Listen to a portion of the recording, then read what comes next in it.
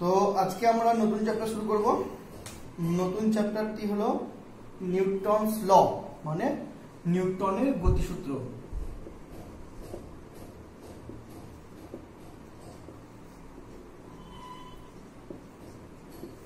ছোট্টবেলা থেকে আমরা ফিজিক্স মানেই এই মানে দু ধরনের ফিজিক্স হয়। হ্যাঁ, একটা হয় ক্লাসিক্যাল ফিজিক্স আর একটা হয় মডার্ন ফিজিক্স। মানে একটা হয় সাধারণ পদার্থবিদ্যা আর একটা হয় আধুনিক পদার্থবিদ্যা। আধুনিক পদার্থবিদ্যাটা mainly based on atomic level, মানে অণু পরমাণু এইসব লেভেলের যখন আমি ঢুকে যাব, তার মধ্যে যখন আমি ফিজিক্সটা পড়বো তখন সেটা যাবে মডার্ন ফিজিক্স।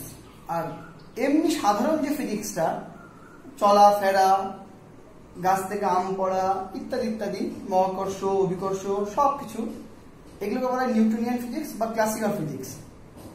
ক্লাসিক্যাল ফিজিক্স পুরো বেসড অন নিউটনস ল, মানে নিউটনের গতিসূত্রের উপরে দাঁড়িয়ে আছে। আর মডার্ন ফিজিক্স দাঁড়িয়ে আছে প্ল্যাঙ্কস ল, কোয়ান্টাম থিওরি এক্সেট্রা এক্সেট্রা। ওগুলো যখন পড়বো তখন জানবো। যাই হোক, ক্লাসিক্যাল ওয়ার্ল্ডে আমার সব থেকে প্রথমে শিখতে হবে নিউটনস ল, যেগুলো পুরোটা এম্পিরিক্যাল ল। এম্পিরিক্যাল ল এর মানে হলো যে লগুলো একদম সূত্র, যার কোনো প্রমাণ নেই, মানে একদম এক্সাম্পল রয়েছে, মানে সূত্রগুলোর এক্সাম্পল রয়েছে, যে বাস্তব জিনিস দেখে আমি সূত্রগুলোর সাথে রিলেট করতে পারবো যে সূত্রগুলো কেন এসছে। কিন্তু অনেক সময় হয় না যে সূত্রের প্রমাণ, এই নিউটনস ল কিন্তু যেমন সূত্রের কোনো প্রমাণ নেই, সূত্রগুলোকে বলা হয় এম্পিরিক্যাল ল। অর্থাৎ যেসব সূত্রের কোনো প্রমাণ হয় না, একদম ওর কথা অনুযায়ী, সূত্র অনুযায়ী বাকি কাজগুলো হয়, তখন সেই সব সূত্রগুলোকে বলা হয় এম্পিরিক্যাল ল। যাই হোক, তো নিউটনসের গতিসূত্র আমরা সব ছোটবেলা থেকে বারবার পড়ে আসছি। যে কোনো ফিজিক্স স্টার্ট করার সময় সব থেকে প্রথমে আসে প্রথম ল, ফার্স্ট ল, তারপরে দ্বিতীয় সূত্র, আর আসে তৃতীয় সূত্র। আমরা প্রথমে সূত্র তিনটা পড়বো, পরে সূত্র তিনটাকে একটু ব্যাখ্যা করব, তারপর আমরা এর অ্যাপ্লিকেশনস পড়বো, গতির বিশ্লেষণ করব। ঠিক আছে? তো প্রথমে চলে আসি ফার্স্ট ল দিয়ে। প্রথম সূত্র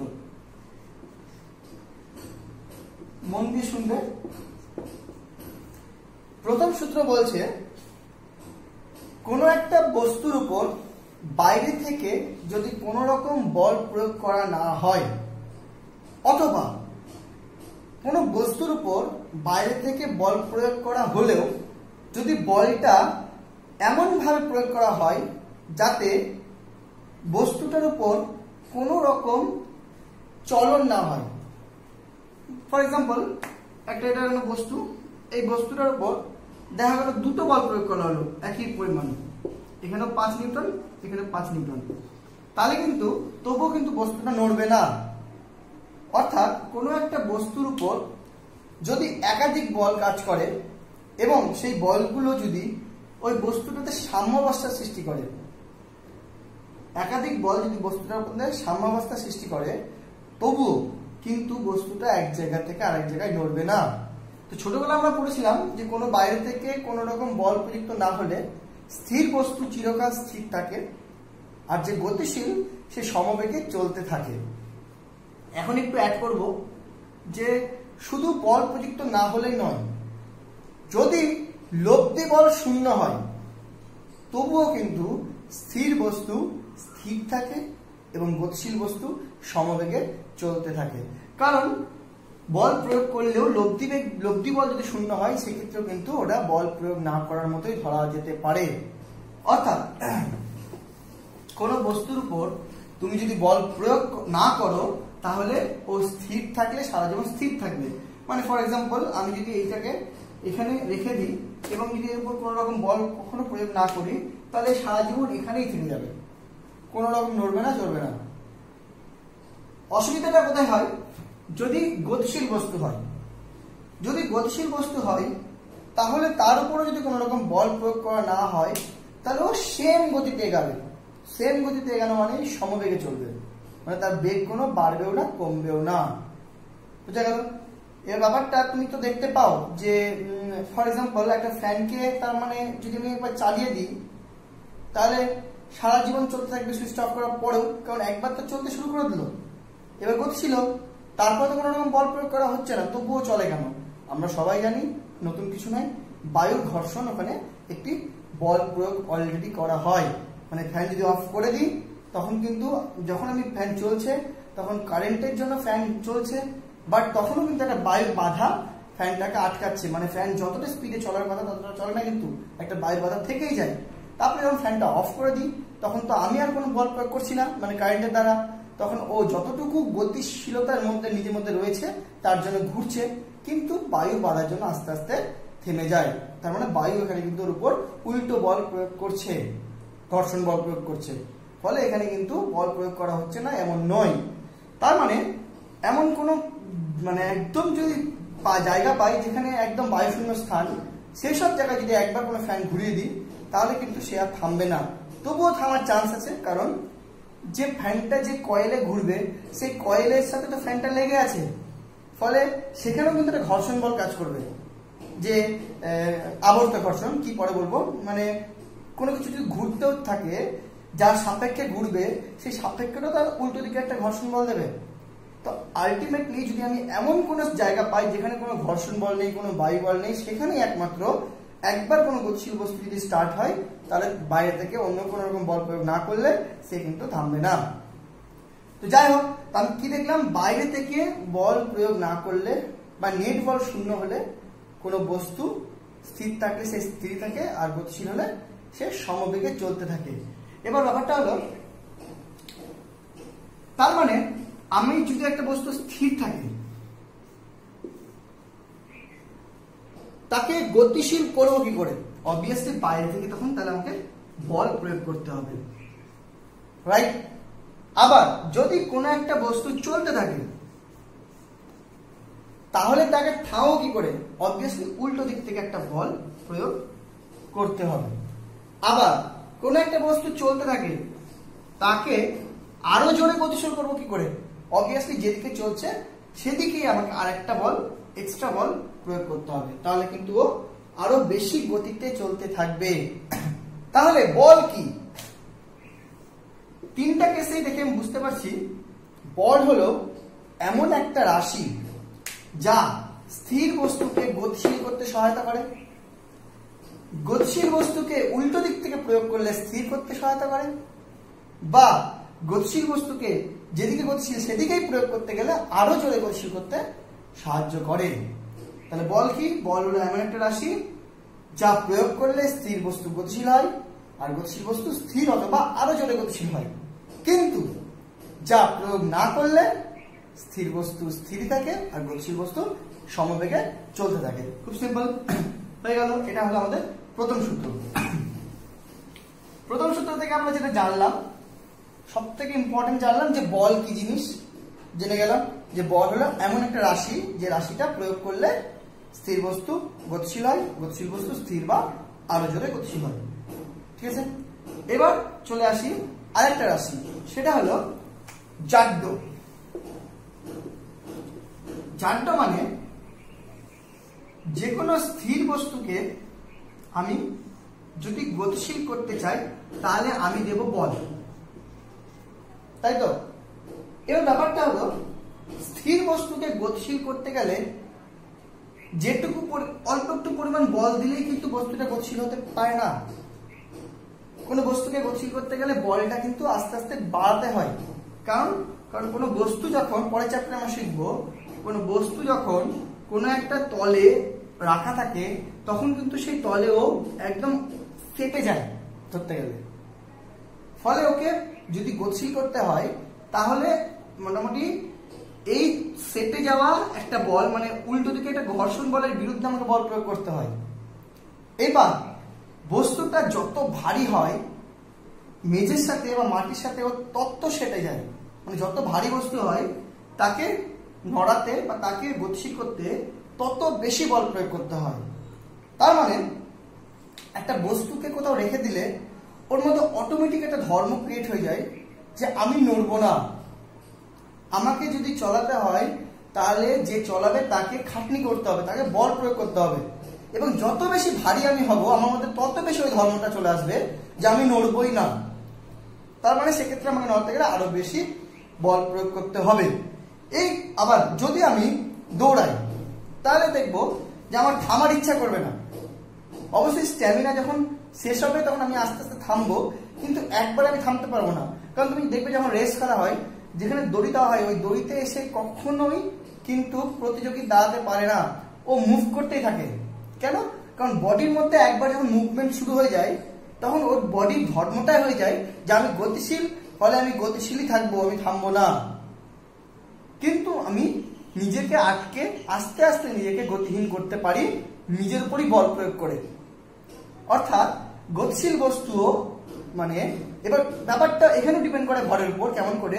যদি একটা পাতলা মানুষ দৌড়ায়, সে যদি একই স্পিডে একটা মোটা মানুষ দৌড়ায়, যখন দড়িটা পার হবে পাতলা মানুষটা যতদূর গিয়ে থামতে পারবে, মোটা মানুষ কিন্তু থামতে পারবে না, বরঞ্চ উল্টে যেতে পারে সামনে গিয়ে আরো। কেন? কারণ তার ওয়েটটা অনেক বেশি। ফলে যত বেশি ওয়েট হবে, যত বেশি ভর হবে, এখানে ওয়েট বলাটা ভুল, যত বেশি মাস, কারণ মাস আর ওয়েটের মধ্যে কিন্তু বহুত ডিফারেন্স রয়েছে। মাস মানে ভর আর ওয়েট মানে ওজন, আর ওজন আর ভর কিন্তু এক নয়। পরে বলছি কি জিনিস, দুটো আলাদা পার্থক্য করে দেবো মহাকর্ষতে গিয়ে। আপাতত মনে রাখবে যে যার যত বেশি ভর হবে তার মধ্যে সেই ধর্মটা, কোন ধর্মটা, যে আমি যদি স্থির থাকি আমাকে নড়ানোর জন্য প্রচুর বল দিতে হবে যদি আমি বেশি ভারী হই। সিমিলারলি আমি যদি গতিশীল থাকি তাহলে আমাকে আটকানোর জন্য প্রচুর বল দিতে হবে যদি আমি ভারী হই। তাহলে এই ভরের জন্য মানে আমার ওয়েটের, আমার মাসের জন্য কি হয়, আমার মধ্যে একটা ধর্মের সৃষ্টি হয়। কি ধর্ম? যদি স্থির থাকি তাহলে স্থির থাকা ধর্ম, আর যদি গতিশীল থাকি তাহলে গতিশীল থাকা ধর্ম। এই ধর্মটাকে বলা হয় জাড্য। তাহলে জাড্য দুভাগে ভাগ হয়, একটা হলো স্থিতি জাড্য, আরেকটা হলো গতি জাড্য। স্থিতি জাড্য কি? সিম্পল, যদি আমি স্থির থাকি তাহলে আমি স্থির থাকতেই চাই, আমার মধ্যে স্থির থাকার জন্য যে প্রবণতা, যে ধর্ম, সেই ধর্মটাকে বলা হয় স্থিতি জাড্য। হয়ে গেল। আমি যদি গতিশীল থাকতে চাই তাহলে আমি গতিশীল থাকতেই চাই, এই গতিশীল থাকার আমার প্রবণতাকে বলা হয় গতিজাড্য। প্রচুর এক্সাম্পল রয়েছে স্থিতিজাড্য, গতিজাড্যের। সব থেকে ভালো এক্সাম্পল তোমার, যদি ক্যারাম খেলো, ক্যারামে যখন কলা গাছের গুটি সাজানো থাকে পরপর, এবং তুমি যখন একটা স্ট্রাইকার দিয়ে হিট করো, তখন এই গুটিটাকে যখন হিট করো তখন কি হয়, এটা সাইড করে বেরিয়ে যায়। এবার ঘর্ষণ বলটা এর সাথে সেটাই আছে ঠিকই, কিন্তু যদি তোমার মানে বলটা প্রচুর বেশি হয় তাহলে দেখা যায় পুরো বলটা এর উপর প্রয়োগ করে, এবং এর উপর প্রয়োগ করার বাকি এগুলোর উপর কিন্তু বল প্রয়োগ করা হয় না বলে এরা এদের ধর্মটা যে আমরা স্থির ছিলাম, স্থিরই থাকবো, ফলে এর উপর বল প্রয়োগ করা, এই গতিশীল সাই করে বেরিয়ে যায়। কিন্তু এই স্থির থাকা ধর্মের জন্য এখানে ও আবার একটা বাদ দিয়ে একই জায়গায় দাঁড়িয়ে যায়। কেন? কারণ উপরের টাইম তো বল প্রয়োগ করা হয়নি, অর্থাৎ ও স্থির থাকতেই চাই। আর এক্সাম্পল আছে বাসে। তুমি যদি বাসে যখন যাত্রা শুরু করো তো দেখবে যে তোমার দাঁড়িয়ে আছো গোটা বডি নিয়ে, এবার বাস যখন হঠাৎ করে এগাতে শুরু করলো, পা তো বাসের সাথে সেটে আছে, অর্থাৎ পাকে বাস এগিয়ে নিয়ে চলে গেল, কিন্তু আপার বডি তখনও কিন্তু ফিল করতে পারেনি যে আমাকে যেতে হবে। আলটিমেট ও পায়ের সাথে লেগে আছে বডি, সেই জন্য এগাতেই হবে। কিন্তু মানে ওই মুহূর্তে কিন্তু বডি জানে না যে ওকে এগাতে হবে, বডির ধর্ম হলো আমি দাঁড়িয়েছিলাম অর্থাৎ দাঁড়িয়ে থাকবো। কিন্তু বাস যেই এগাতে শুরু করে পা এগিয়ে যায়, কিন্তু বডিটা পিছনেই থেকে যায়, ফলে আমাদের মনে হয় যে আমরা পিছনের দিকে একটু হেলে গেলাম। তার কারণটা কি? কারণ বডিটা তখনও টের পাইনি যে আমাকেও এগাতে হবে। তারপর বডি যখন টের পায় তখন নিজের উপর বল প্রয়োগ করে পায়ের সাথে লেগে থাকার কারণে এগোতে শুরু করে।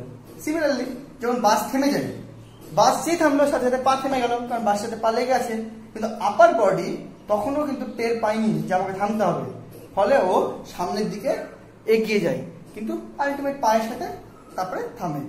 তার মানে কি দেখা যায়, যে যে গতিশীল সে নিজেকে গতিশীল রাখতে চায়, যে স্থির সে নিজেকে স্থির রাখতে চায়। এই হলো প্রথম সূত্র, ছোট্টবেলা থেকে আমরা পড়ে আসছি। আর যাই হোক, প্রথম সূত্র পড়লাম। দ্বিতীয় সূত্র পড়ার আগে একটা জিনিস একটু পড়ে নিই, সেটা হলো গতি। গতি কি জিনিস? গতিশীল তো, এই গতিটা কি জিনিস? গতি কার উপর ডিপেন্ড করে? গতি মানে কি? আমি যদি বলি যে আমি দৌড়াচ্ছি 5 মিটার পার সেকেন্ড বেগে, ঠিক আছে? এবার আরেকজন দৌড়াচ্ছে 10 মিটার পার সেকেন্ড বেগে, আমি কি বুঝবো কার গতি বেশি? সিম্পলি বলতে পারবো যে 10 মিটার সেকেন্ড বেগে যে দৌড়াচ্ছে তার গতি বেশি, এটাই আমরা জানি। কিন্তু এখানে কিন্তু একটা ভুল হয়। কি ভুল হয়? সেটা হলো গতিশীলতা মানেই কিন্তু এই নয় যে কার বেগ বেশি। গতিশীলতা মানেই হলো ধর্মটা কার মধ্যে বেশি, গতিশীল থাকার। যার মধ্যে গতিশীল থাকা ধর্মটা বেশি থাকবে তার গতিটা বেশি। মানে গতি খালি স্পিড দিয়ে বিচার করা যায় না। কেন যায় না? কারণ মনে করো একটা লরি, একদম ফাঁকা লরি, তোমার এগিয়ে যাচ্ছে 50 স্পিডে। সিমিলারলি একটা একদম মাল ভর্তি লরি, পুরো পাথরে ভর্তি, সেটাও এগিয়ে যাচ্ছে 50 স্পিডে। যদি 5 মিটার গ্যাপ রেখে বা 10 মিটার গ্যাপ রেখে দুজনে ব্রেক কষে, তাহলে কিন্তু দেখবো এই 50 স্পিডে থাকা হালকা লরিটা মোটামুটি হালকা একটু এগিয়ে এই পাঁচিল পর্যন্ত পৌঁছায় না, দিয়ে দাঁড়িয়ে যেতে পারে। কিন্তু এ যদি ব্রেক কষে দেখা যায় এ কিন্তু পাঁচিল ঠুকে বেরিয়ে যায়, পাঁচিল ভেঙে। কেন? কারণ ভারী ছিল। তার কিন্তু স্পিডটা দুজনের সেম, অর্থাৎ ব্রেক কষার সময় ব্রেক আটকালে দুটোই সেম ভাবে দাঁড়াতো, কিন্তু সেটা হয় না কেন? বিকজ এটা ভারী। ফর এক্সাম্পল সিম্পল, পাহাড় থেকে একটা শোলা পড়ছে বড় দেখে, একটা বড় দেখে পাথর পড়ছে, হলো। শোলাটার ওয়েট মোটামুটি 1 কেজি, বড় শোলা, কিন্তু অত বড় সাইজেরই পাথরটা ওয়েট 50 কেজি। শোলাটা প্রচুর স্পিডে পড়ছে, পাথরটা মোটামুটি তার হাফ স্পিডে পড়ছে, কিন্তু তবুও তুমি শোলাটা আটকে নিতে পারবে 2-3 জন দ্বারা, কিন্তু পাথরটা পারবে না। কেন? পাথরটা কারণ ভারী, সিম্পল। ওখানে কিন্তু পাথরটা যদি দাঁড়াও তাহলে কিন্তু চ্যাপটে চলে যাবে। তার মানে কি দেখা গেল? যে যত ভারী হয় তার মধ্যে গতিশীলতা কিন্তু তত বেশি হয়। আবার একটি প্রশ্ন, যদি এই হালকা লরিটাই 200 স্পিডে চলছিল আর এই ভারী গাড়িটা 50 স্পিডে চলছিল, এবার 10 মিটারের জায়গায় যদি আমি 20 মিটার দূর থেকে ব্রেক কষি, তাহলে দেখবো এই 200 স্পিডে চলা গাড়িটা মোটামুটি একে ধাক্কা দিয়ে ভেঙে চলে যাবে, কিন্তু 50 স্পিডের গাড়িটা এতটা দূর গিয়ে থেমে যাবে ব্রেক কষার পর। তাহলে কি হলো? আবার তো গন্ডগোল হয়ে গেল। এখানে তো এটা হালকা ছিল, এটা ভারী ছিল, তবে কেন এটা মানে ভেঙে দিয়ে চলে গেল, এটা গেল না? এটা তাহলে মানে গতিশীল কেন বেশি হয়ে গেল? প্রবলেম। তাহলে কিসের উপর ডিপেন্ড করছে? বেগের উপর না ভরের উপর? অ্যাকচুয়ালি এটা না ভরের উপর ডিপেন্ড করে না বেগের উপর ডিপেন্ড করে, এটা দুটার উপরই ডিপেন্ড করে একসাথে, আলাদা আলাদা কারোর উপর ডিপেন্ড করে না। এবার ভর আর বেগ দুটার কম্বিনেশন যেটাতে বেশি হবে সেটার গতিটা সব থেকে বেশি হবে। সেটা কোন ধরনের কম্বিনেশন? সেটা বলছে গুণফল। কি বলছে? দুটো বস্তুর মধ্যে আমি ভরটা নেব আর তাদের বেগ নেব, এই গুণফলটা যার বেশি হবে তার গতি বেশি হবে। সিম্পল। না বেগ দেখবো না ভর দেখবো, আমি দুটো দেখে তাদের গুণ করে দেখবো। এই দুটো যদি সমান হয়ে যায় তাহলে কিন্তু দুটারই গতিশীলতা সমান। দুটার মধ্যে গুণফল যার বেশি হবে তার গতিশীলতা বেশি, ভর আর বেগ নিয়ে। অর্থাৎ গতিশীলতা বলতে কিন্তু আমি আর ভর বুঝবো না বা বেগও বুঝবো না, গতিশীলতা বলতে বুঝবো ভর বেগ। তার মানে আমি যদি কোনো একটা কিছুকে ধাক্কা দিই, বল প্রয়োগ করি, তাহলে তার কি বাড়ে? বেগ বাড়ে। কিন্তু আমি সেটা বলবো না, আমি বলবো ভর বেগ বাড়ে। কারণ ভর যদি 10 গ্রাম হয়, বেগ যদি 2 মিটার পার সেকেন্ড থেকে 3 মিটার পার সেকেন্ডে হয়, তাহলে বেগ বাড়া 2 থেকে 3 হলো, ভর বেগ বাড়াও কিন্তু 10 দুগুণে 20 থেকে 30 হলো। ঠিক আছে? তো আমরা বেগ বৃদ্ধিটা নেব না, আমি নেব কি ভর বেগ বৃদ্ধি। ভর বেগ বৃদ্ধি কত হচ্ছে সেটা আমার কাছে ইম্পর্টেন্ট হবে। তাহলে এখান থেকে আমি একটা নতুন তত্ত্ব পেলাম যে বল প্রয়োগ করলে বস্তুর বেগ পরিবর্তন হয় না, বস্তুর ভর বেগের পরিবর্তন হয়। পরিবর্তন হলে পাল্টায়। তার মানে কোনো বস্তুর উপর যদি বল প্রয়োগ না করি তাহলে স্থির ছিল, গতিশীল আর জোরে গতিশীল, গতিশীল ও সমবেগে গতিশীল ছিল। কিন্তু যদি বাই চান্স বল প্রয়োগ করি তাহলে 1 নম্বর, যেদিকে বল প্রয়োগটা করব সেদিকে বস্তুটা গতিশীল হবে, নাম্বার 1। নাম্বার 2, বল প্রয়োগ করার সাথে সাথে বস্তুটার বেগ নয় ভরবেগ পাল্টাবে। ভর পাল্টায় না, কিন্তু বেগ পাল্টানো মানে কি, গুণ পাল্টা পাল্টে যাওয়া। সো আমি বলবো ভর বেগ পাল্টাবে। মনে করো ভর ছিল 5 কেজি, মনে করো সাপোজ, বেগ 2 থেকে 3 হলো, তাহলে ভর বেগ 10 থেকে আমি বলবো 15 হলো। ঠিক আছে, তাহলে কি পাল্টাবে, ভর বেগ পাল্টাবে। কারণ দু ক্ষেত্রে দেখো, একেও 5 দিয়ে গুণ করা হচ্ছে, একেও 5 দিয়ে গুণ করা হচ্ছে, ভরটা পাল্টায়নি, ভর বেগটা পাল্টাচ্ছে তবুও, কারণ বেগ পাল্টাচ্ছে। তাহলে কি বুঝবো, যে কোনো বস্তুর উপর বল প্রয়োগ করা হলে বস্তুটার ভর বেগের পরিবর্তন হয়। হলো, এবার আসি নিউটনের দ্বিতীয় সূত্রে।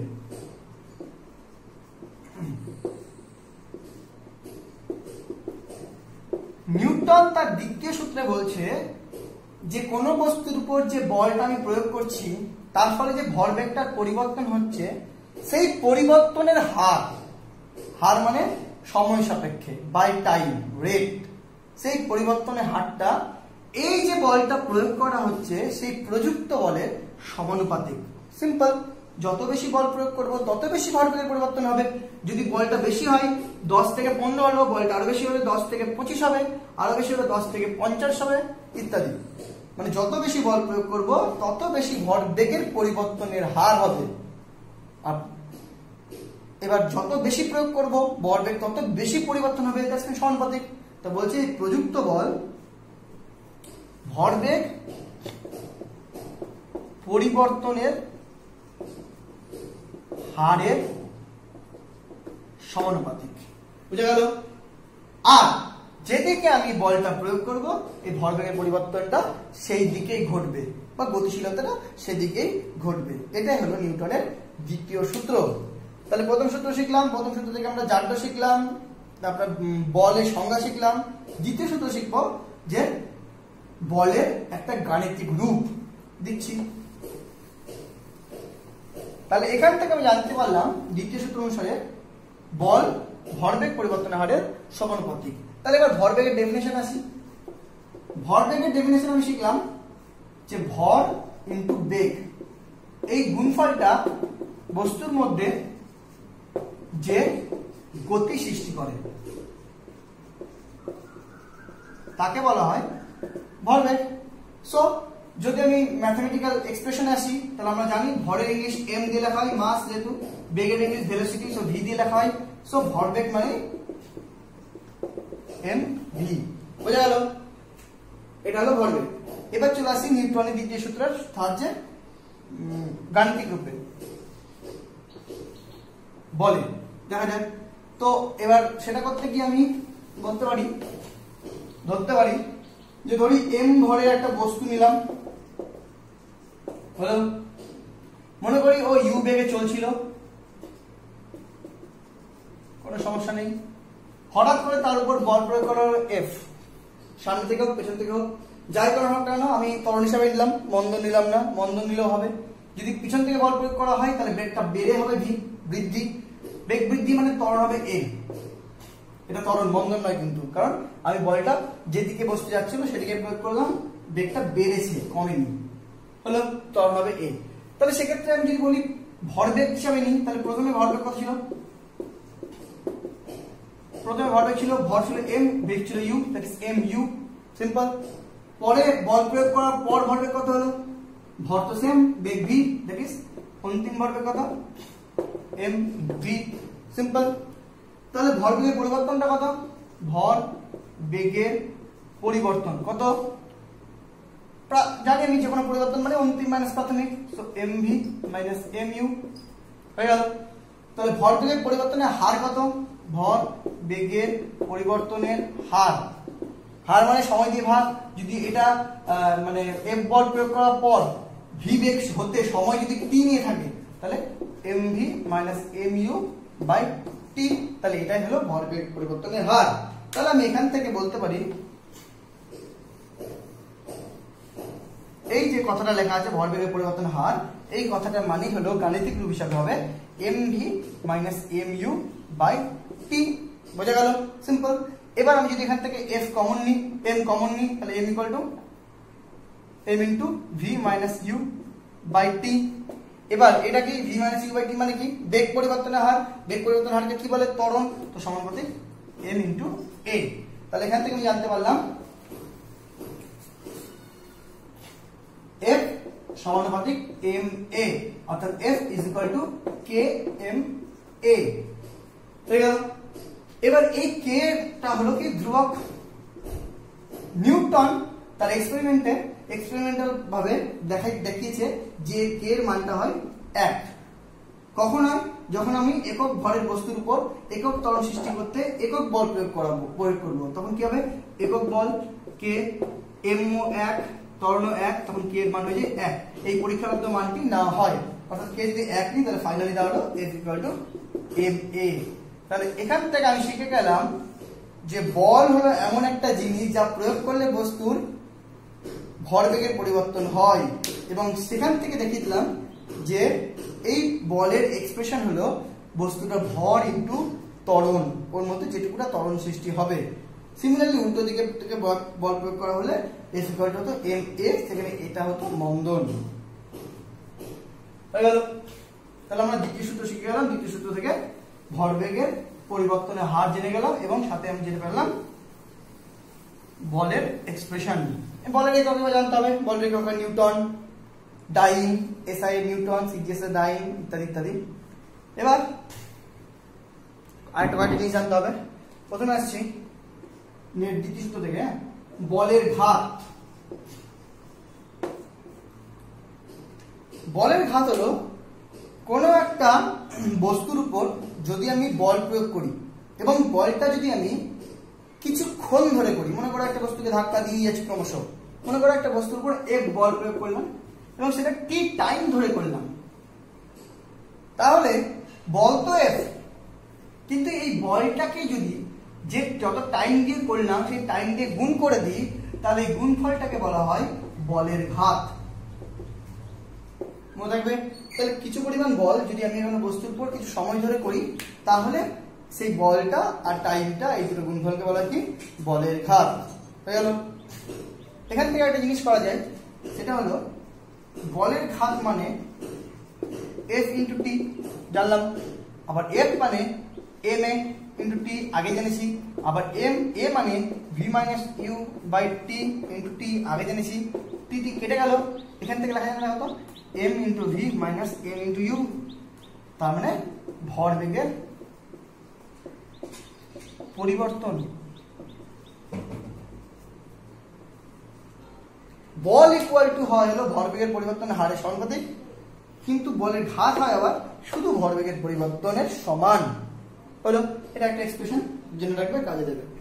হয়ে গেল, আমরা শিখলাম বলের ঘাত। এবার নেক্সট আমরা শিখবো ঘাত বল।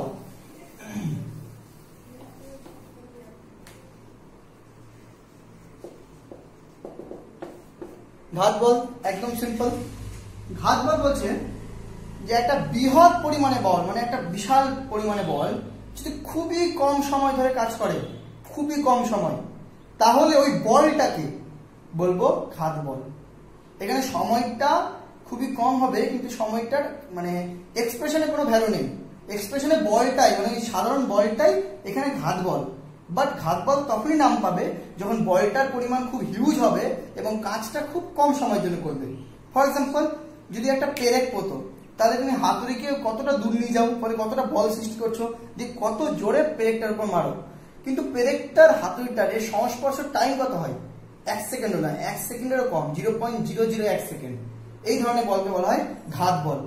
চড় মারা, ইটস ওয়ান টাইপ অফ ঘাত বল, যে তুমি হাতটা টানবে, টেনে কত জোরে মারবে, কিন্তু গাল আর হাতের স্পর্শ কিন্তু খুবই মাইক্রো সেকেন্ড থাকে।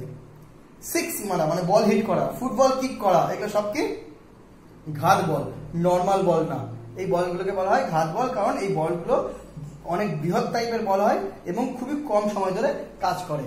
হয়ে গেল, তাহলে ঘাত বল সম্বন্ধে শিখে গেলে। এবার ঘাত বল আর বলের ঘাত, এই দুটোর মধ্যে পার্থক্য কি? তাহলে সিম্পল, একটা বল যেটা অনেকক্ষণ ধরে কাজ করে, তখন বল আর সময় এই দুটোর গুণফলকে বলা হয় বলের ঘাত।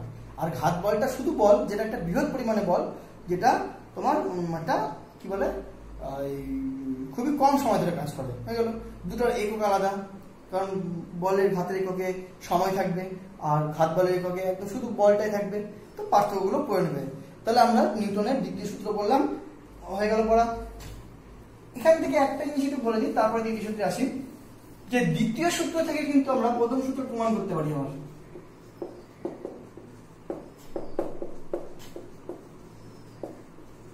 এমনি কোনো প্রমাণ নেই, কিন্তু আবার সূত্র থেকে সূত্রে ফেরা যায়। কেমন করে দেখো, দ্বিতীয় সূত্রে আমরা জানলাম যে F is equal to m, এটাই তো দ্বিতীয় সূত্র জানতে একটু, that is F equal to m into v minus u by t, দেখতে পারি? হ্যাঁ, এবার দেখো যদি f টাই শূন্য হয়, এই কথা মানে কি? এই কথাটা মানে হলো বাইরে থেকে যদি বল প্রয়োগ করা না হয়, বা নেট বল যদি শূন্য হয়, বা লব্ধি বল যদি শূন্য হয়, তাহলে সেক্ষেত্রে এক্সপ্রেশনটা কি দাঁড়ালো? শূন্য equal to m into v minus u by t, t যদি নিচে পাবে শূন্য হলো, শূন্য is equal two m into v minus u, therefore m তো শূন্য হয় না ভর, that's mean v minus u is equal to শূন্য, that's mean v is equal to u। তাহলে কি দেখলাম? যে অন্তিম বেগ আর প্রাথমিক বেগ সমান থাকবে, তার মানে বল যদি বাইরে থেকে প্রয়োগ করা না হয় তাহলে বেগ পরিবর্তন হয় না, মানে গতিশীল বস্তু সমবেগে চলতে থাকে। দেখো, আবার অন্তিম বেগ প্রাথমিক বেগের সমান মানে কি? যদি প্রাথমিক বেগ শূন্যই থাকে তাহলে অন্তিম বেগও শূন্য, অর্থাৎ স্থির বস্তুও চিরকাল স্থির থাকে। তার মানে এখান থেকে আমি কিন্তু প্রথম সূত্র অঙ্কের সাহায্যে প্রমাণ করে দিলাম। হয়ে গেল। তাহলে এখান এটাই হলো দ্বিতীয় সূত্র আর প্রথম সূত্র, আর কিছু এখান থেকে মোটামুটি লাগবে না। এবার আমি একবারে চলে আসবো তৃতীয় সূত্রে।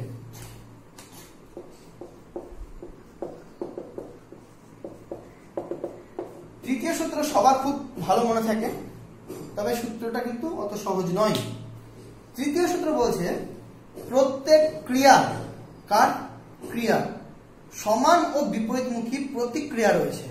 মানে তুমি যদি ক্রিয়া করো, সেই ক্রিয়া মানে তোমার ওপর সমান ও বিপরীতমুখী প্রতিক্রিয়া করবে কিন্তু যার উপর তুমি ক্রিয়া করেছো। এখানে সব থেকে বড় লজিকটা হলো যে ক্রিয়া আর প্রতিক্রিয়া কিন্তু দুটো আলাদা আলাদা বস্তুর উপর কাজ করে। মানে তুমি যদি ক্রিয়া করো এটার উপর, তাহলে এ কিন্তু ক্রিয়া প্রতিক্রিয়া করবে তোমার উপর। দেখো, সমান ও বিপরীতমুখী বল সবসময় সাম্যাবস্থা সৃষ্টি করে, এটা আমরা জানি। যে একটা বস্তুর উপর যদি একই পরিমাণ বল সমান আর বিপরীতমুখী কাজ করে, তাহলে বস্তুটা কিন্তু ওখানে স্থির থাকে, এটাকে বলা হয় সাম্যাবস্থা। কিন্তু ক্রিয়া প্রতিক্রিয়া কিন্তু এমন বল নয় যেটা সাম্যাবস্থা সৃষ্টি করবে, কারণ প্রথমত বল দুটো সমান, ওকে, বিপরীতমুখী তাও ঠিক আছে, কিন্তু তারা কখনোই একটা বস্তুর উপর কাজ করে না। যদি ক্রিয়া কাজ করে একটা বস্তুর উপর, তাহলে প্রতিক্রিয়া কাজ করবে যে বস্তুটা ক্রিয়া করছিল তার উপর। এই দুটা বল মানে দুজন একে অপরের উপর ক্রিয়া প্রতিক্রিয়া করে, দুজন কোনো একটা আলাদা বস্তুর উপর কিন্তু ক্রিয়া প্রতিক্রিয়া করে না যে সে সাম্যাবস্থায় থাকবে। বোঝা গেল? তাহলে এটা হলো নিউটনের তৃতীয় সূত্র। তৃতীয় সূত্রের অনেক এক্সাম্পল রয়েছে। ফর এক্সাম্পল, দেওয়ালে ঘুষি মারলে হাতে লাগে, হয়ে গেল। তারপরে তোমার কত হয় আকর্ষণ, বা একটা দেওয়ালে যদি আমি একটা স্প্রিং তুলে ধরে টানি, তাহলে এদিকে যদি 5 কেজি হয়, যদি ও পাশে আরেকটা স্প্রিং থাকে, কিন্তু যদি দেওয়ালে শুধু আটকানো থাকে, তাহলে দেখবো ওদিকে 5 কেজি টান করছে। সিম্পল টান, ঘর্ষণ, তারপরে তোমার এই কোনো বস্তু যদি ঠেলি তাহলে ঘর্ষণ বল দুটোই কাজ করে, তারপরে অটোমেটিক ক্রিয়েট হয়। তারপরে কোনো বস্তু যদি একে অপরকে আকর্ষণ করে, যদি আমি একটা বস্তুকে রেখে দিই আরেকটা বস্তু আকর্ষণ করে, আবার এটা যদি ধরে রাখি তাহলে এ আকর্ষণ করে, একে অপরকে ওরা আকর্ষণ করছে। অর্থাৎ এইসব কি নিউটনের তৃতীয় সূত্র, যে একজন আরেকজনের উপর ক্রিয়া করলে আরেকজন তার আরেকজনের উপর প্রতিক্রিয়া বল দেয়। হয়ে গেল, এই হলো তৃতীয় সূত্র। তাহলে আমরা নিউটনের প্রথম সূত্র, দ্বিতীয় সূত্র আর তৃতীয় সূত্র খুব সুন্দর করে জেনে গেলাম। আরেকটা জিনিস একটু জেনে নিই, সেটা হলো বস্তুর ওজনটা। মহাকর্ষ শিখবো, আমি এখানে একটু শিখে দিচ্ছি। সেটা হলো আমরা জানি বল ইকুয়াল টু এম, তাই তো?